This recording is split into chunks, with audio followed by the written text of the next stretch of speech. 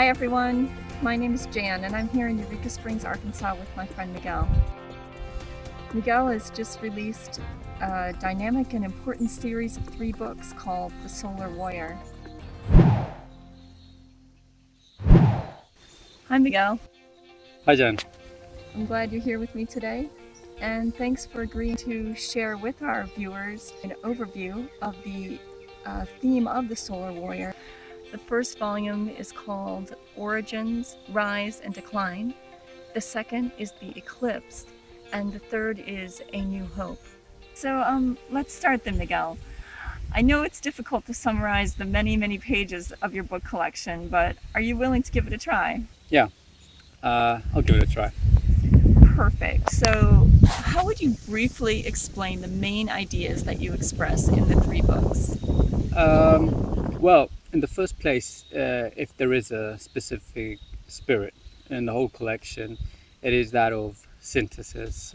So at this point, it makes sense that I should be already capable of summarizing the whole content, doesn't it? Okay, so go for it. Okay, let's start with the title, The Solar Warrior. We know that synthesis or creativity always require energy. So what I basically describe in my 3 books is the origins, rise, and decline of this form of energy uh, during history. Then its eclipse after the Middle Ages, and its foreseeable resurgence in the moment when the forces of darkness inevitably exhaust their resources. Um, this is the, let's say, synthesis of the collection. But of course, I definitely think we should talk about the spectral components of such synthesis. I agree. Now let's stay with the title for a moment. Why Solar Warrior? Um, well, if we just look around at our world today, um, we can all agree that wars, criminality, and corruption have extended to all levels of society as never before. Not only nature is being systematically destroyed and depleted, but even the highest virtues of the human beings are less and less practical under such circumstances.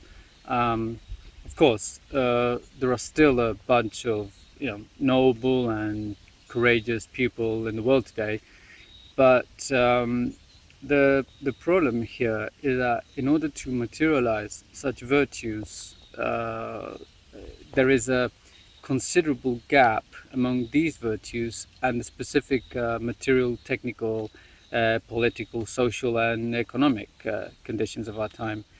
Um, Under such circumstances, the concept of war itself becomes degraded to its darkest aspect, serving the lowest needs of humankind. However, it is a pity that we hardly have time these days to acknowledge that this has not always been the case. Um, for instance, there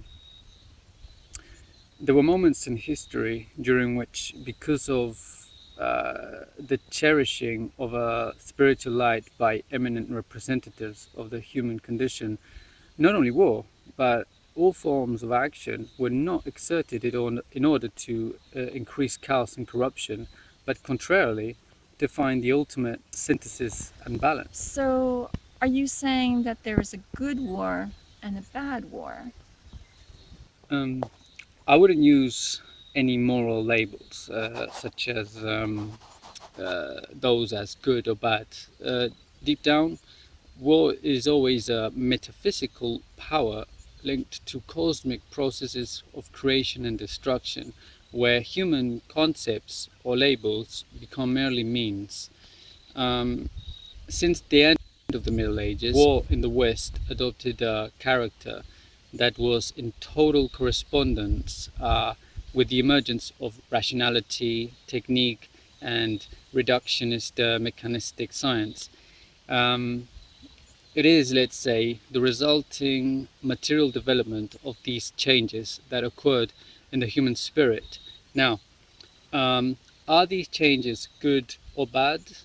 Well, at least they are processes of destruction or fragmentation that can't be denied. Now, uh, let's suppose a building is destroyed into pieces and fragments. Um, at this point, there are two options: just selfishly keep the pieces to oneself, or even sell them, uh, and, and keep on destroying. Uh, or we can use such pieces for creating new buildings. And this is what you mean by the solar form of war, isn't it? Exactly. It is like when the sun illuminates the dead matter of the soil and eventually are generated forms of uh, life and spirit that are totally evolutionary. By honoring the death, it is honored life in its maximum expression. So, if I understand what you're saying, you basically describe in your books the transformations of this light during history and its potentialities in our modern day conditions. Yeah, exactly. But in order to materialize such potentialities, it is key to firstly comprehend the immanent situation of our world today, which is very different from those times in history when such projection became fully accomplished. What do you mean?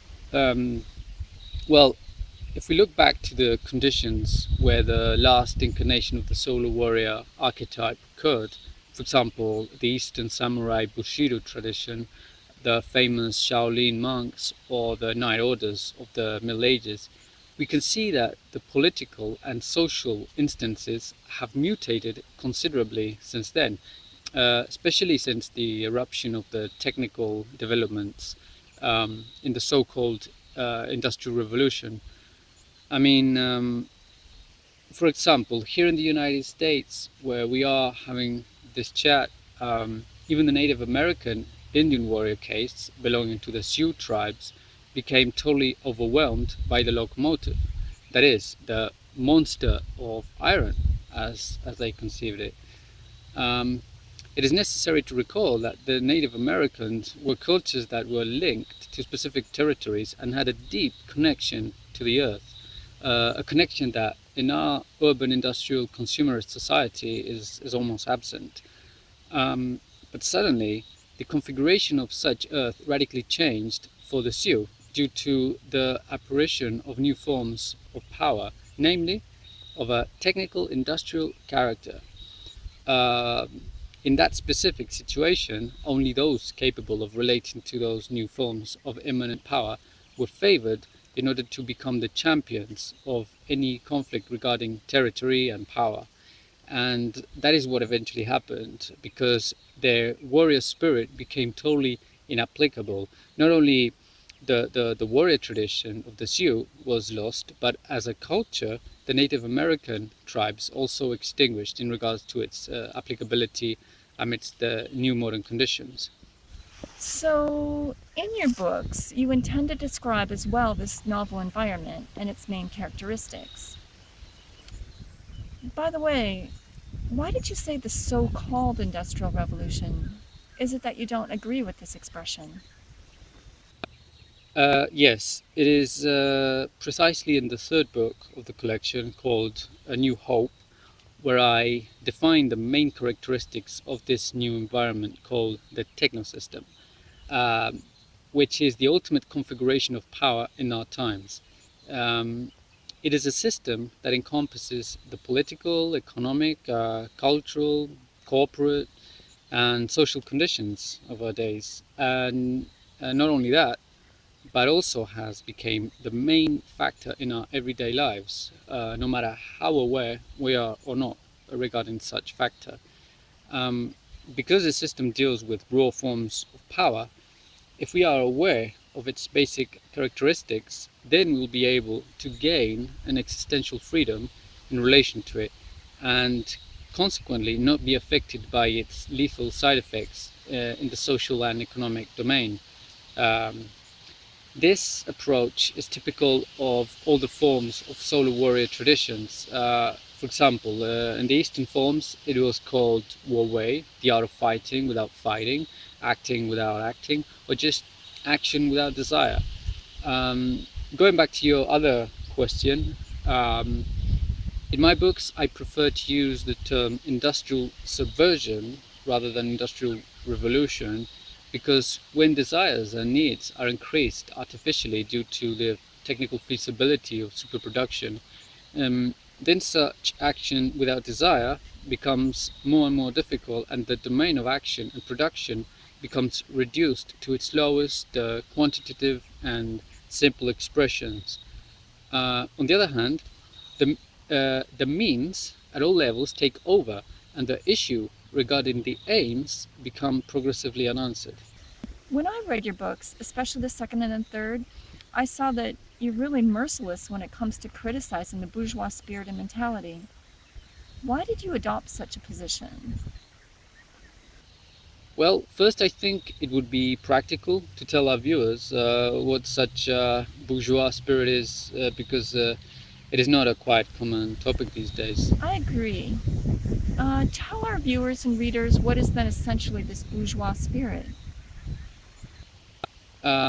In my first and second book, I specifically delved into the specifics of the Knight Templars.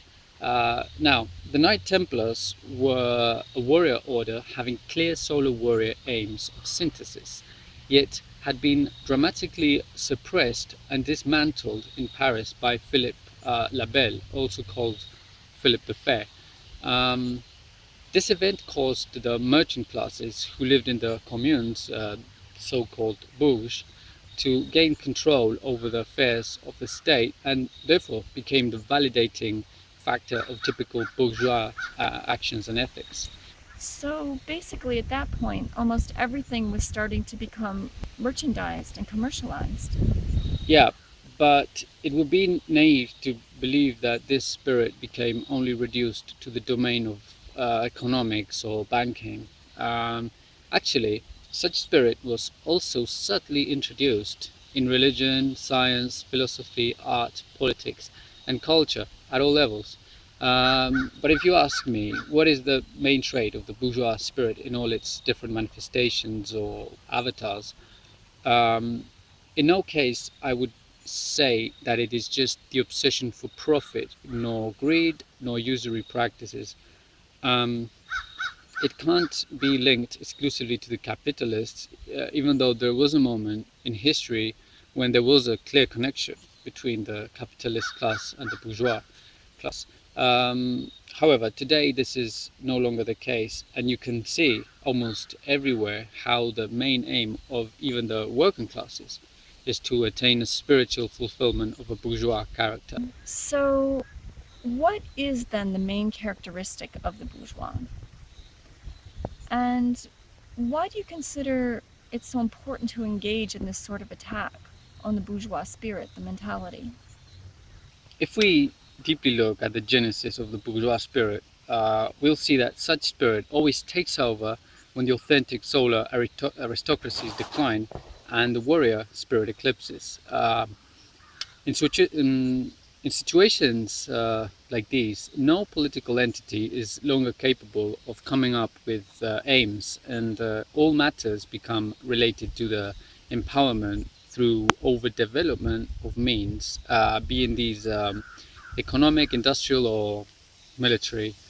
Um, at this point, actions end up becoming strictly profane, selfish, and individualistic. Yet the bourgeois is very clever when it comes to disguising this specific situation, and eventually makes everything appear as responding to the highest ideals of dignity, freedom, love, humanity, etc. So essentially, a bourgeois consecrates the profane and profanates or exploits what is truly sacred.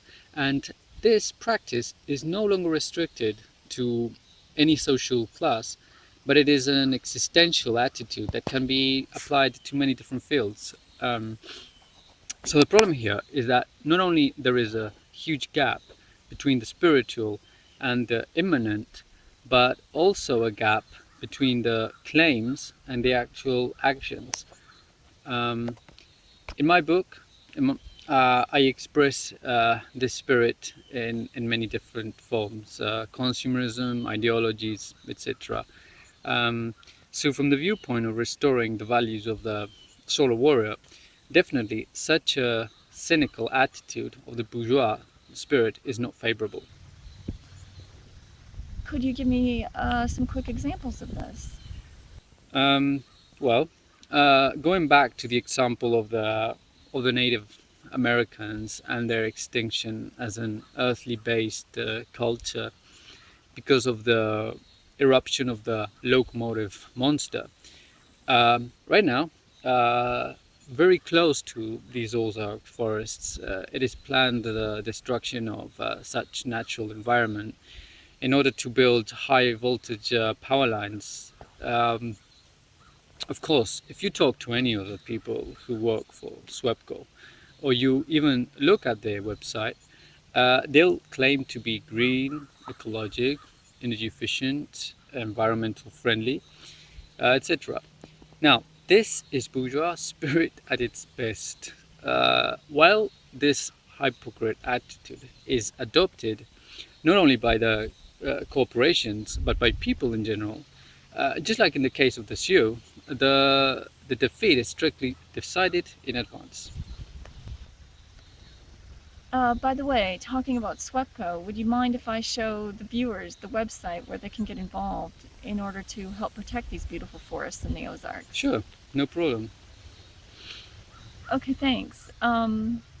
If any of you would like to participate in the defense of these beautiful forests here in the Ozarks, which I can tell you from personal experience are very much worth treasuring and offering to future generations, I encourage you to go to this website, savetheozarks.org.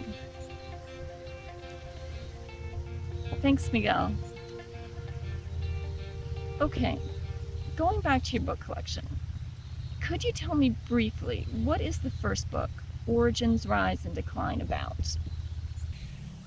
To summarize, it traces the mythical origins of the solar warrior in its different forms. I specifically describe the projection of this archetype in the West, like in the case of Rome and medieval knight orders. Of course, I could have attempted to describe such projection in many other domains, such as those of the East, the Middle East, or in South America, because it is a strictly universal archetype. But as my roots belong to the Celtic pagan Europe, it seemed more common sense to me to focus only in the West, since my sensitivity kind of resonates more with such domain. Yes, it seems quite logical. And we'll discuss this book in a little more detail in the next interview. Could you summarize the second book, the one called The Eclipse? Sure. As I said before, after the suppression of the Templars order, the West became, in practical terms, orphaned of any strict warrior tradition, and the bourgeois mentality covered such a solar view with a materialistic perspective of things that darkened the spiritual perception of the immanent reality. This is strictly the eclipse concept applied to this context. At this moment, science, technique, and rationalism developed and modified all levels of society. Yet the human spirit, in contrast, became more and more powerless and became totally surrendered to dark forces, which I embraced in this book under the symbol of the super dragon. The Super Dragon? Of course, we'll talk about this symbol in the future interviews, but just let's say that, for now, that whenever in myth and legend it is expressed the heroic struggle against mechanistic or irrational cosmic forces, such forces are conceived in most cases like dragons or huge serpents. For example, in In the Egyptian mythology, it is the fight of Ra and Horus against Apep. In Babylonia, it is Marduk against Tiamat. In the Hindu Vedas, it is Indra against Vritra.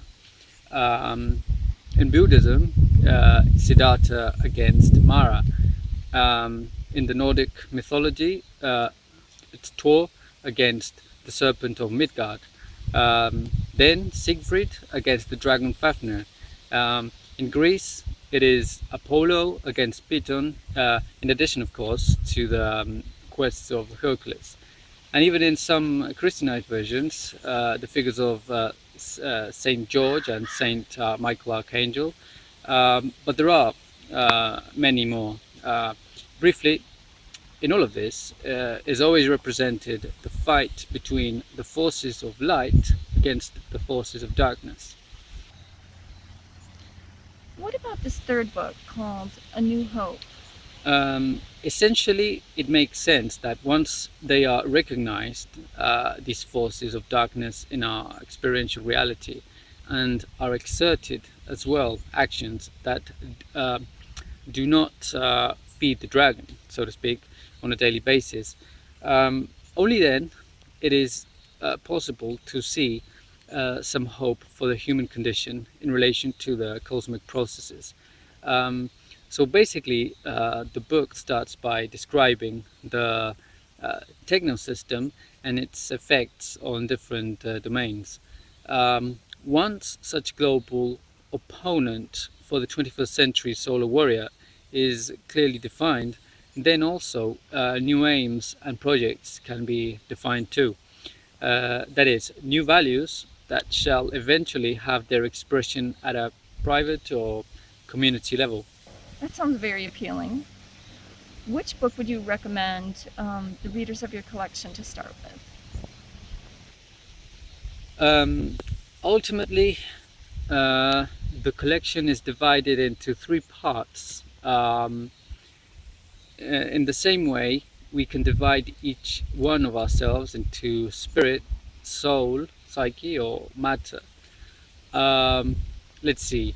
For those who are more grounded in the dynamics of our everyday life and who sometimes get the impression to be trapped by events, environments, and complex situations difficult to comprehend, I would definitely recommend to start with the third book called A New Hope, since they shall relate quite easily with the description of the technosystem, since we all live in it today, one way or another. For those who are more interested in philosophy, economy, religion, science, sociology, and the role of politics, I would recommend the second called The Eclipse. Since in this book it is described the progressive secularization of such domains of knowledge and how they all became under the tutelage of the technosystem. Now, in the first book, the mythical, allegorical, and purely spiritual element of this whole collection is highlighted in its peak historic expressions. So it is more adapted to those who are willing to become inspired by these heroic or epic conditions of the human being. So then you mean that the style of the three books is also different? Indeed, in the first book, there is a very thin line that divides myth and history, but this is absolutely inevitable whenever one attempts to delve into the far past, no matter how historically rigorous or scientific we claim to be in such research. In the second book, the mythical or even poetical vision totally eclipses, and materialism appears in its different dialectic expressions. So the style no longer introduces myth, but mixes simultaneously the historical and the domain of thought. So you can say it is a sort of philosophy of history, like those done by Nicholas Berdyaev or Oswald Spengler, for example. Um, and of course, the first book practically is not concerned with the subjective domains of thought nor history, but only focuses in the immanent techno system and that we live in, describing it through a scientific systemic approach. Um, in this third book, there is some projection into the future, but merely as potential scenarios. Your collection can also be described as a tree, don't you think? I mean, the third book could be considered the roots, the second like the trunk, and the first the creative flourishing in the multiple branches in response to the sun. Absolutely. It is key at this moment in time to get deeply grounded or rooted, and on the other hand, to search for our way to the sunlight so that the tree can thrive. Essentially, this means to bridge the gap between the spiritual and the immanent, requiring, of course, the aid of the solar principles. Are they easy readings? Do you think people today will have time to read them? It depends. I would say that it is like any of those liquors that are tough to drink at first, but that afterwards leave you with a good taste in your mouth.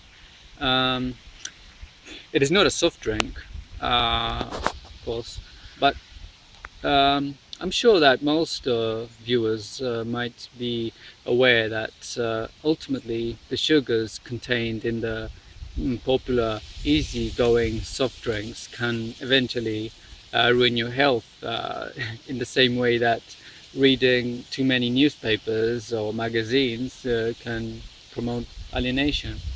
Yeah, definitely. I am quite skeptical about the possibility of people in our society having enough time for reading them.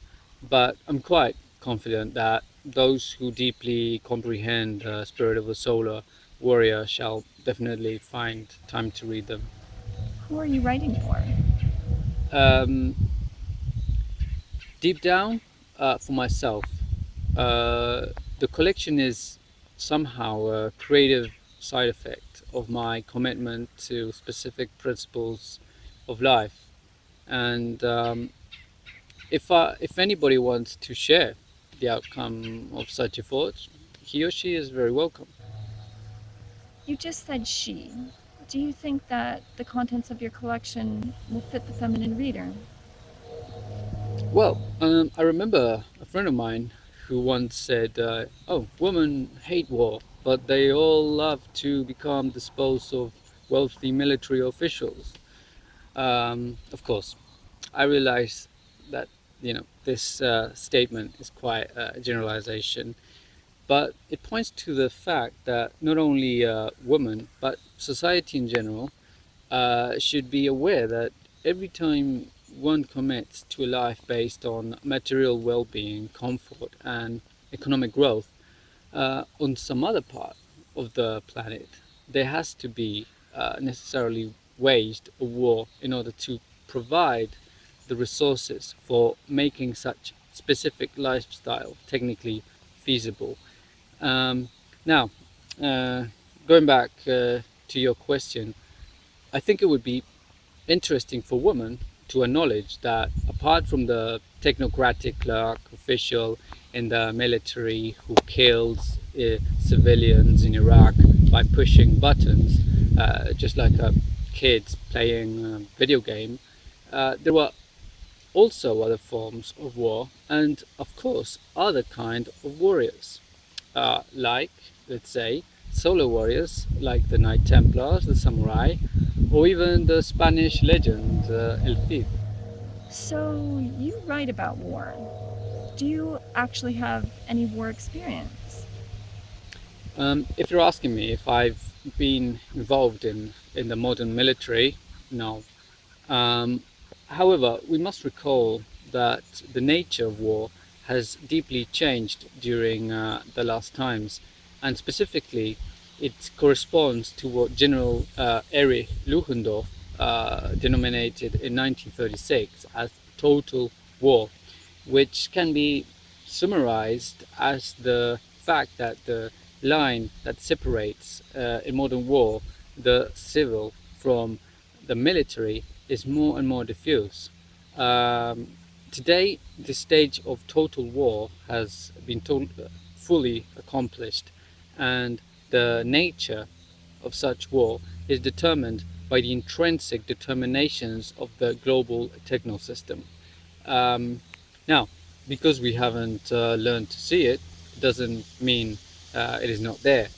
I basically consider myself a survivor of all this, and even though I have never been a soldier nor a military officer, I have experienced pretty tough conflicts and destructions. Deep down, these three books are my particular synthesis from such experiences. Tell me a little bit more about yourself, Miguel. Can you offer to the viewers some impressions, some ideas of you as a person? Um, I don't know. I suppose that in my case, what you see is what you get. Um, Briefly, I would say that I'm a person who always needs challenges and to push myself to the human limits. Um, as a writer, I am definitely not what you would consider a scholar or an academic. Um, Deep down, I'm just a very simple, easygoing, and humble person. Well, I can confirm that. Now, okay, Miguel, I think this has been enough for our first interview. I'm glad we had such a nice conversation, and I'm really looking forward to asking you more about these books in detail in our next 3 interviews. So thank you very much, and see you at our next discussion. Thank you, Jen. It has been a pleasure. And to all of you, thanks for watching this interview. Again, I hope you'll take the time to subscribe to this YouTube channel, Light Emergence, and also to take a look at the other videos that are available about the Solar Warrior. Have a beautiful day. The Solar Warrior trilogy is already available in your main book retailers. Please visit thesolarwarrior.com and take the opportunity to participate in the book trilogy social networks. And let the solar light be with you.